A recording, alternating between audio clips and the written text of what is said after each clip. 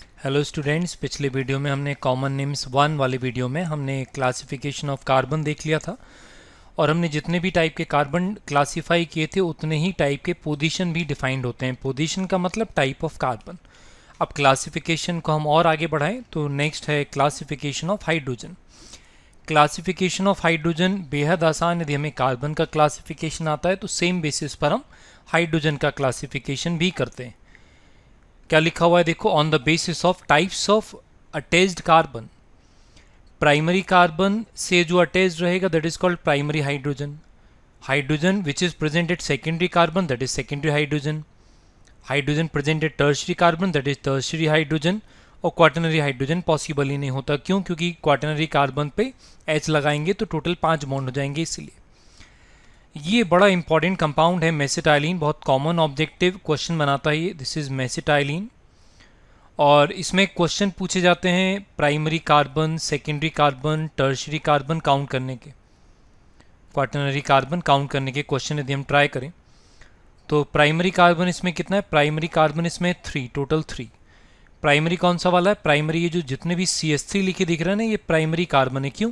क्योंकि attached with 1 carbon. फिर secondary carbon यदि बात करें तो सेकेंडरी कार्बन इसमें कितना आ रहा है? इसमें आ रहा है 3। ये जो कार्बन एटम है ना, जो ब्लू कलर से मैंने लिखे हैं, ये सेकेंडरी कार्बन है।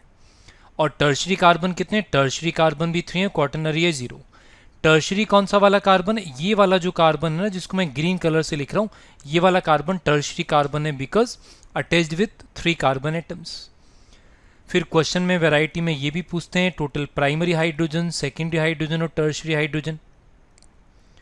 तो primary hydrogen presented primary carbon, और चूंकि प्राइमरी कार्बन CH3 टाइप का है, 3 × 3 कितना हो जाएगा? 9।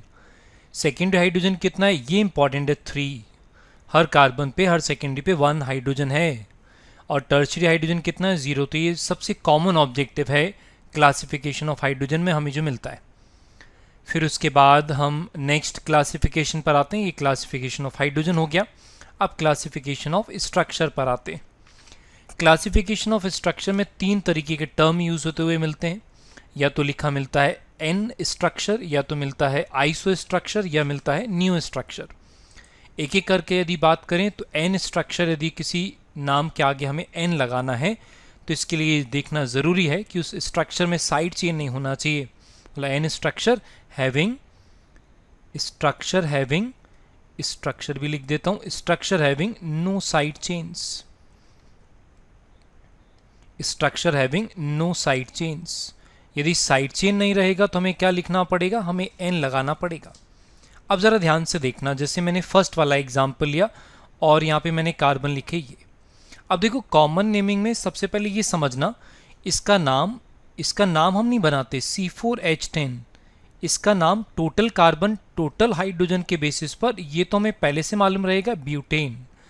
कॉमन नेमिंग में हम केवल इसका अरेंजमेंट डिफाइन करते हैं। 4 कार्बन का अरेंजमेंट ऐसा है कि इसमें एक भी साइड चेन नहीं है, और साइड चेन हमें पेरेंट चेन सेलेक्ट करके मालूम चलेगा। तो यदि इसमें साइड चेन नहीं है तो नाम तो वही पुराना है, ब्यूटेन। बस उस नाम के आगे मुझे क्या लगाना पड़ेगा? N। तो नाम क्या हो जाएगा? N butane. मैं ऐसे नाम N pentane, N hexane, N heptane और भी लिख सकता हूँ, बस साइड चेन नहीं होना चाहिए। फिर जैसे इस वाले में देखो, इस बार मैंने ये देखो 3 कार्बन का है और यहाँ पे फर्स्ट कार्बन पे क्या है? Free valency. अब यदि फ्री वैलेंसी है तो मुझे पेरेंट चेन सेलेक्ट करना पड़ेगा। पेरेंट चेन फ्री वैलेंसी वाले कार्बन से स्टार्ट करके बनाते हैं। अब देखो, इसका नाम C3H7 total carbon, total hydrogen से, ये तो हमें पहले से पता है, दिस इज प्रोपाइल। हम ये नाम नहीं बना रहे हैं, हम तो केवल अरेंजमेंट देख रहे हैं कि ऐसा arrangement of C3H7 having no side chain. इसलिए पुराने नाम में मैं क्या लगा दूंगा? N, और इसका नाम क्या बन जाएगा? N प्रोपाइल इसका नाम बन जाएगा। इस तरीके से हम स्ट्रक्चर की नेमिंग में N लगाते हैं। जिसमें साइड चेन नहीं, उसमें हम क्या लगा सकते हैं? उसमें हम N लगा सकते हैं। सेकेंड टाइप होता है आइसो स्ट्रक्चर। आइसो स्ट्रक्चर में देखो क्या लिखा हुआ है, हमें ये पर्टिकुलर ग्रुप सर्च करना पड़ता है। तो लिखा हुआ है any structure having CH3CH group. Confuse नहीं होना, कंडेंस्ड फॉर्म में भी ये लिखा मिल सकता है CH3 ट्वाइस CH ग्रुप। बात तो एक ही है। और ये लेफ्ट में, राइट में, ऊपर नीचे किसी भी डायरेक्शन हो सकता है। यदि ये वाला ग्रुप है तो हमें उसका नाम क्या बोलना पड़ेगा? आइसो लगाकर नाम बोलना पड़ेगा। जैसे मैं सपोज एग्जाम्पल से स्टार्ट करूं, तो जैसे एग्जाम्पल नंबर 1 में मैंने लिखा ये वाला कंपाउंड CH3 CH3।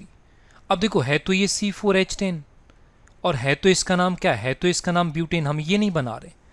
अब लेकिन इस ब्यूटेन का अरेंजमेंट देखेंगे तो यहां पर देखो वो वाला ग्रुप दिख रहा है, इसलिए इसका नाम मुझे क्या लिखना पड़ेगा, आइसोब्यूटेन इसका नाम लिखना पड़ेगा। और एग्जाम्पल में बात कर लेते हैं, सेकंड एग्जाम्पल में यदि मैं बात करूं तो सपोज में प्रोपाइल का अरेंजमेंट ऐसा कुछ लिखा होता, तो ये तो कन्फर्म है C3H7 है तो ये प्रोपाइल, लेकिन अरेंजमेंट देखकर वो वाला ग्रुप दिख रहा है, इसलिए इसका नाम क्या हो जाएगा, इसका नाम हो जाएगा आइसोप्रोपाइल। तो इसका मतलब आइसो पहचानने के लिए मुझे ये वाला ग्रुप याद रखना पड़ेगा, ये वाला ग्रुप पहचानूंगा तभी तो मैं क्या लिख पाऊंगा, आइसो लिख पाऊंगा नाम में। क्लियर है? तो ये तो हुआ पहचानने का काम। एक काम करते हैं अपन, रिवर्स आते हैं। रिवर्स आने का मतलब सपोज मुझे नाम से स्ट्रक्चर लिखना है, मुझे लिखना है आइसोपेंटेन का स्ट्रक्चर, मुझे लिखना है आइसोहेक्सेन का स्ट्रक्चर, मैं लिख लूंगा आइसोहेप्टेन का स्ट्रक्चर, और मैं लिख लूंगा आइसोऑक्टेन का स्ट्रक्चर। एक बार हम अपोजिट ट्राई करते हैं, रिवर्स ट्राई करते हैं। तो देखो यदि मुझे नाम में आइसो लगा हुआ दिखता है तो ये तो कंफर्म है कि ये वाला ग्रुप तो सब में प्रेजेंट रहेगा, बिना इस ग्रुप के तो हम आइसो नहीं लिख सकते। तो मैं एक काम करता हूं, सब नाम में आइसो यदि लिखा हुआ है तो मैं सबके आगे ये वाला ग्रुप तो लिख ही लेता हूं, ये वाला ग्रुप तो प्रेजेंट रहेगा ही रहेगा, क्यों, बिना इस ग्रुप के तो मैं आइसो नहीं बोल सकता। अब अभी हमने बोला था कि टोटल कार्बन देखकर ये वाला नाम बनाते हैं। पेंटेन का मतलब है टोटल 5 कार्बन, 3 में ऑलरेडी लिख चुका हूं, रिमेनिंग कितना 2, उन 2 कार्बन को मैं लाइन से लगा दूंगा, ये स्ट्रक्चर हो गया ऑफ आइसोपेंटेन। आइसोहेक्सेन में रिमेनिंग 3 कार्बन लाइन से लिखूंगा, आइसोहेक्सेन हो गया। आइसोहेप्टेन में रिमेनिंग 4 कार्बन लाइन से लिखूंगा, ये क्या हो गया, आइसोहेप्टेन। ये है रूल। अब यदि ये रूल है तो जरा ये वाला कंपाउंड देखना, आइसोऑक्टेन, ये इस रूल्स के अकॉर्डिंग नहीं है, जो हमने रूल देखा उसके अकॉर्डिंग नहीं है, ये एक्सेप्शनल है, मुझे याद रखना पड़ेगा, क्योंकि जब मैं आइसोऑक्टेन का स्ट्रक्चर लिखूंगा ना तो आइसोऑक्टेन इस स्ट्रक्चर को भूला गया। पहला प्रॉब्लम क्या है, पहला प्रॉब्लम ये है कि इसमें रिमेनिंग 5 कार्बन लाइन से नहीं लिखा हुआ है। ठीक, तो ये एक्सेप्शनल है, मुझे याद रखना पड़ेगा, दिस इज आइसोऑक्टेन। क्या मैं किसी और स्ट्रक्चर अरेंजमेंट को आइसोऑक्टेन बोल सकता हूं? नहीं, नाम तो एक ही स्ट्रक्चर का यूनिक होता है, तो आइसोऑक्टेन तो यही है, मुझे ये याद रखना पड़ेगा। और आइसोऑक्टेन में बहुत सारे क्वेश्चन बनते हैं, जैसे मान लो मैं इसका आईयूपीएसी नेम बोलूं तो this is 224 trimethyl pentane, 224 trimethyl pentane is isooctane, ये ध्यान रखना पड़ेगा। फिर अगला क्वेश्चन बन सकता है ये कि primary carbon, secondary carbon, tertiary carbon और क्वाटरनरी कार्बन का नंबर काउंट करा लें। तो इसमें यदि प्राइमरी कार्बन देखूंगा तो कितना आ रहा है 5, सेकेंडरी कार्बन कितना आएगा 1, टर्शरी आएगा कितना 1 और क्वाटरनरी कितना आएगा 1। ठीक, हम इसमें हाइड्रोजन भी काउंट करा सकते हैं। Very very important name isooctane, ये एक्सेप्शनल है, ये हमें याद रखना पड़ेगा। क्लियर है? बाकी सारे आइसो तो याद रखने की जरूरत नहीं, वो तो एक फिक्स रूल पे चल रहे हैं। तो आइसोऑक्टेन इज 224 ट्राइमिथाइल पेंटेन, याद रखेंगे तो हमसे सारे क्वेश्चन बन जाएंगे, क्योंकि हम लॉजिक के भरोसे तो आइसोऑक्टेन को नहीं छोड़ सकते, स्ट्रक्चर गलत आएगा। नेक्स्ट क्लासिफिकेशन पर आते हूँ। नेक्स्ट क्लासिफिकेशन है न्यू स्ट्रक्चर। हम किस नाम के आगे न्यू लगाते हैं? तो न्यू लगाने के लिए लिखा हुआ है एनी स्ट्रक्चर हैविंग ये वाला group CH3 thrice CH2 group. मतलब न्यू स्ट्रक्चर नाम लिखने के लिए मिनिमम कितना कार्बन होना जरूरी है? मिनिमम 5 कार्बन, मतलब 4 कार्बन पर मैं न्यू यूज ही नहीं कर सकता। यदि मैं इसका एग्जाम्पल लिखूं तो सबसे इंपॉर्टेंट एग्जाम्पल, इनफैक्ट अपने सिलेबस में यूज होने वाला ये अकेला एग्जाम्पल है। अब यदि नाम देखेंगे तो नाम तो क्या है, पेंटेन, और पेंटेन किस बेसिस पे लिखते हैं? वो तो C5H12 के बेसिस पे लिखा ना। अब उसका अरेंजमेंट ऐसा है कि वाला ग्रुप दिख रहा है, इसलिए मुझे इसका नाम क्या बोलना पड़ेगा, न्यू पेंटेन। इस तरीके से हम न्यू स्ट्रक्चर भी लिखते हैं। ठीक, तो हमने क्लासिफिकेशन में क्या क्या पढ़ लिया? हमने क्लासिफिकेशन में क्लासिफिकेशन ऑफ कार्बन पढ़ लिया, हमने क्लासिफिकेशन ऑफ हाइड्रोजन पढ़ लिया, और हमने क्लासिफिकेशन ऑफ स्ट्रक्चर पढ़ लिया। अब इन क्लासिफिकेशन को हम यूज कैसे करेंगे? हम इस क्लासिफिकेशन से एल्काइल ग्रुप्स के नाम लिखने वाले हैं। तो how to write name of the alkyl group, तो उसके लिए रूल लिखते हैं। रूल हैं देखो, ये फिक्स स्टेप्स हैं जो हमें फॉलो करना पड़ेगा। क्या लिखा हुआ है देखो, how to write name of the alkyl group. तो देखो ये सीरियल नंबर वाला फर्स्ट सेकंड थर्ड नहीं, ये प्रायोरिटी वाला फर्स्ट है। मतलब सबसे पहले मुझे क्या यूज करना पड़ेगा, use N iso and new. सबसे पहले मुझे एन आइसो न्यू ही यूज करना पड़ेगा। क्लियर है? तो एक काम करते हैं, मैं एग्जाम्पल में लिख के बताता हूँ, जरा रुको। ठीक, मैं एल्काइल ग्रुप लिखना स्टार्ट करता हूँ। एल्काइल ग्रुप में यदि मैं लिखना स्टार्ट करूँ तो सबसे पहले जो एल्काइल ग्रुप है वो ये दो। अब देखेंगे तो इनके नाम वही पुराने हैं, इनमें कुछ नया नहीं है। CH3 को IUPAC में जो बोला था यहाँ पर भी मिथाइल ही बोलते हैं, C2H5 को इथाइल ही बोलते हैं, इसमें कुछ खास बात नहीं है। इंपॉर्टेंट आता है C3H7 से आता है। C3H7 से यदि मैं इंपॉर्टेंट लिखना स्टार्ट करूँ तो जरा मैं C3H7 लिखता हूँ। C3H7 का मतलब है प्रोपाइल, और प्रोपाइल में यदि मैं लिखूँ तो मैंने अरेंजमेंट लिखने हैं प्रोपाइल के। अब सबसे पहली बात देखो, मैं प्रोपाइल के दो अरेंजमेंट लिख सकता था, एक अरेंजमेंट में ये और सेकंड अरेंजमेंट लिखा हुआ है ये वाला। पहली ज़रूरी बात, हमें इम्पॉर्टेंट क्या है, इम्पॉर्टेंट ये है जो मैं लिखने वाला हूँ, मुझे ये याद रखना पड़ेगा कि ये टोटल कितने टाइप का होता है, टोटल 2 टाइप का होता है। क्वेश्चन में ये यूज़ होता है। कौन से 2 टाइप का होता है ये कभी भी कोई भी नहीं पूछने वाला, ठीक है ना। तो हमें केवल ये नंबर याद रखना है। मैंने टाइप इसलिए लिखे हुए हैं क्योंकि मुझे तो स्टेप समझाने कि इनका नाम किस तरीके से लिखा जाएगा, तो हमें ये याद नहीं करना। ये आइसोमेरिज्म में बहुत इजी स्टेप होता है कि इनके स्ट्रक्चर पॉसिबल कैसे लिखे जाते हैं। जैसे सपोज मैं फर्स्ट वाले का नाम लिखता हूँ। अब देखो, है तो ये भी प्रोपाइल, क्योंकि C3H7 है तो प्रोपाइल नाम तो लिख ही दूँ मैं, और है तो ये भी प्रोपाइल, है ना, प्रोपाइल। अब इसका अरेंजमेंट है तो स्टेप 1 क्या बोलता है, स्टेप 1 बोलता है use N iso and new. तो मैं स्टेप 1 ही लगाऊंगा। पहला स्टेप, पहला क्वेश्चन, क्या ये वाला स्ट्रक्चर एन है, तो मैं क्या देखूंगा, क्या इसमें कोई साइड चेन है, नहीं, और यदि साइड चेन नहीं है तो हो गया डिसाइड, में आगे ट्राई भी नहीं करूंगा और इसका नाम क्या हो जाएगा, एन प्रोपाइल। नेक्स्ट स्टेप पे आते हैं, सेकेंड एग्जाम्पल पर आओ। है तो ये प्रोपाइल, क्या पहला क्वेश्चन तो हमेशा यही है, क्या ये एन स्ट्रक्चर है, नहीं, क्यों, क्योंकि इसमें क्या है, साइड चेन है। भाई carbon with the free valency always numbered 1, तो पेरेंट चेन में 2 ही कार्बन आएगा ना, तो एक CH3 साइड चेन आएगा, तो ये एन नहीं है। क्या ये आइसो है, हाँ ये आइसो है, तो बस मैच कर गया, इसका मतलब इसका नाम क्या हो जाएगा, आइसोप्रोपाइल इसका नाम हो जाएगा।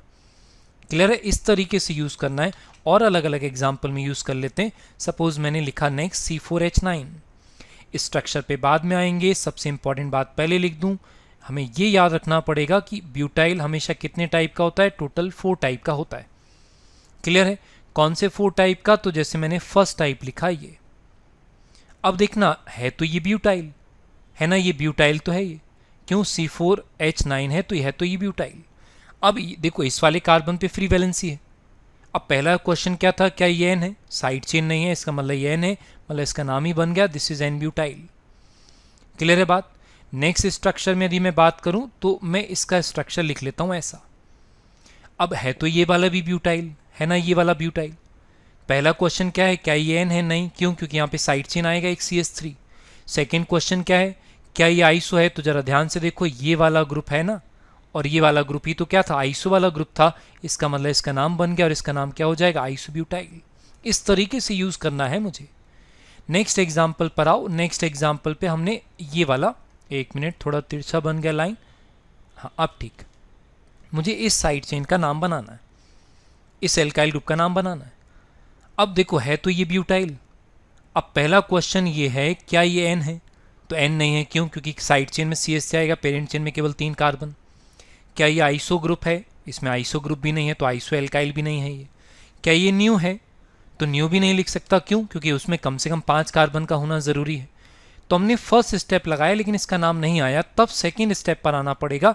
अब जरा सेकेंड स्टेप पर देखो, सेकेंड स्टेप क्या लिखा हुआ है, सेकेंड लिखा हुआ है right type of carbon having free valency, मतलब फ्री वैलेंसी वाले कार्बन का टाइप लिखना है।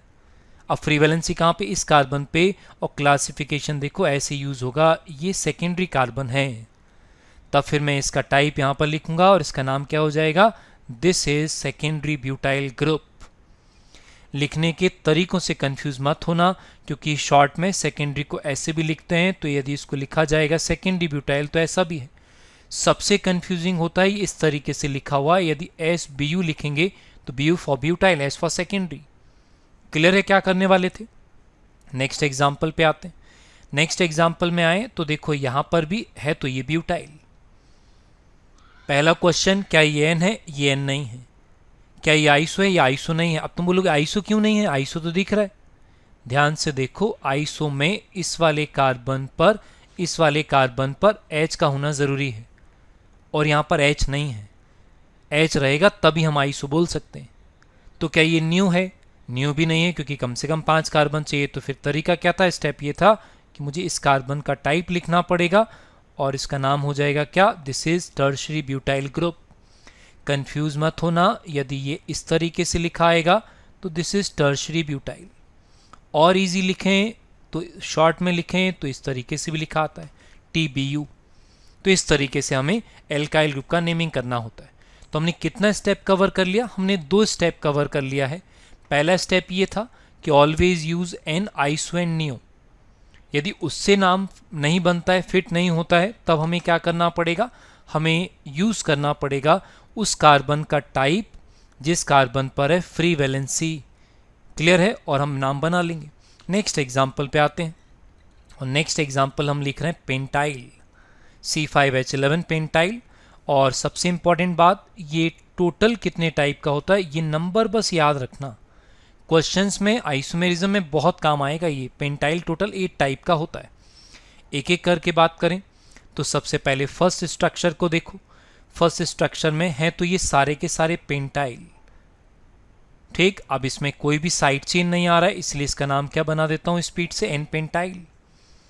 नेक्स्ट वाले पर आओ, है ये पेंटाइल। पहला क्वेश्चन क्या था? क्या ये एन है? नहीं। क्यों? क्योंकि ये वाला जो है ना कार्बन, ये साइड चेन में आएगा। भाई पेरेंट चेन सेलेक्ट करेंगे तो आएगा ना। तो फिर मुझे क्या करना है? सेकंड क्वेश्चन क्या था? क्या ये आइसो है? तो ये वाला आइसो वाला ग्रुप है तो मुझे इसका नाम लिखना पड़ेगा आइसो पेंटाइल। नेक्स्ट पे आते हैं। नेक्स्ट में आएंगे तो ये वाला भी है तो पेंटाइल। पहला क्वेश्चन, क्या ये एन है? नहीं। क्या ये आइसो है? नहीं, क्योंकि उस वाले पे H नहीं है।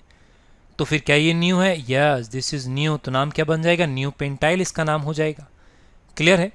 नेक्स्ट स्ट्रक्चर पे आते हैं और नेक्स्ट स्ट्रक्चर पर आए तो यहाँ पर ये कार्बन नहीं है ना, ये फ्री वैलेंसी है इधर पे। ये फ्री वैलेंसी, इसको हटा देता हूँ। तो है तो ये क्या? ये है पेंटाइल, है ना, ये पेंटाइल। और यदि ये पेंटाइल है तो फिर इसका नाम कैसे बनाएंगे? पहला क्वेश्चन, क्या ये एन है? एन भी नहीं है। आइसो ग्रुप भी नहीं है, न्यू भी नहीं है। तो फिर मुझे क्या करना पड़ेगा? फ्री वैलेंसी वाले कार्बन का टाइप लिखना पड़ेगा और इसका नाम क्या बन जाएगा? Secondary pentyl. नेक्स्ट एग्जाम्पल पे आए, नेक्स्ट स्ट्रक्चर पर आएंगे तो नेक्स्ट स्ट्रक्चर में यहाँ पे भी ये क्या है? ये है पेंटाइल। ये फ्री वैलेंसी है ना, इधर कार्बन गलती से ये प्रिंट हो गया है तो ये कार्बन मैंने हटा दिया ना, ये कार्बन नहीं है। इसमें यदि टाइप लिखेंगे तो ये एन भी नहीं है, आइसो भी नहीं है, न्यू भी नहीं है। तो फिर मुझे क्या करना पड़ेगा? मुझे इस कार्बन का टाइप लिखना पड़ेगा। और जैसे ही मैं इस कार्बन का टाइप लिखूंगा एक और प्रॉब्लम आ गया। ध्यान से देखो, ये वाला नाम और ये वाला नाम सेम है और ये पॉसिबल है नहीं। क्या पॉसिबल नहीं है? पॉसिबल ये नहीं है कि 2 डिफरेंट स्ट्रक्चर का नाम एक ही बने। तो हमें स्टेप 3 पे आना पड़ेगा और स्टेप 3 है। चलो वापस चलते हैं स्टेप 3 पे। स्टेप 3 था, ये रहा स्टेप 3। स्टेप 3 था यूज एक्टिव। और ये कहां पर जरूरत पड़ी हमें? इन पेंटाइल में जरूरत पड़ी हमें। ठीक है कि नहीं? अच्छा, एक्टिव का मतलब क्या है? कैसे यूज करेंगे? तो लिखा हुआ है to use active search at least 1 carbon at which all groups are different. मतलब यदि ऑप्टिकल आइसोमेरिज्म पहले से थोड़ा आइडिया हो तो हम कैरिल कार्बन बोलते हैं उसको। ठीक है ना? तो एक बार वापस लौट आओ जहां पे प्रॉब्लम आई थी। यहाँ पर पेंटाइल में हमें प्रॉब्लम आई कि नाम सेम है तो हमें क्या करना पड़ेगा? एक्टिव यूज करना पड़ेगा। तो हमें कार्बन सर्च करने हैं जिसपे present all groups are different. तो मुझे सारे ग्रुप्स लिखने पड़ेंगे। यहाँ CH3 है, यहाँ पर H है, यहाँ पर CH2 है, यहाँ पर CH2 है और यहाँ पर क्या है? CH3। Search at least 1 carbon. ये कॉर्नर वाला CH3 हाइड्रोजन सेम है, मतलब डिफरेंट ग्रुप वाला कार्बन ये नहीं है। ये वाला CH3 है, डिफरेंट ग्रुप वाला कार्बन नहीं है। यहाँ पर 2 हाइड्रोजन सेम है, डिफरेंट ग्रुप वाला कार्बन नहीं है। ये वाला CH2 है, 2 हाइड्रोजन सेम है, डिफरेंट ग्रुप वाला कार्बन नहीं है। इस वाले कार्बन को देखो, इस वाले ग्रुप कार्बन पे जो भी प्रेजेंट है ऑल ग्रुप्स आर डिफरेंट।